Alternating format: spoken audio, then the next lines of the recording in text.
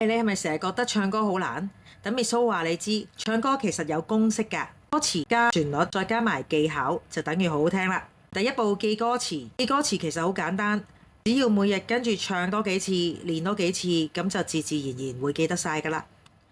只差一點點先可以再會面，記住練嘅時候嘗試用好誇張嘅口型，咬字就會清楚晒㗎啦。第二步呢，就係捉旋律啦，可以試下哼唱法。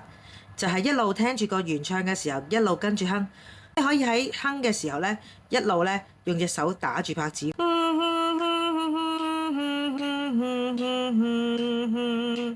第三步呢，就係唱歌技巧啦，技巧呢先至係靈魂喎。唔同歌呢都有唔同嘅技巧嘅，例如只差一點點先可以再會面，同只差一點點先可以再會面，可惜偏偏剛剛擦過，十面埋伏過，孤單感更赤裸。加咗技巧之後，係咪即刻 pro 咗呢？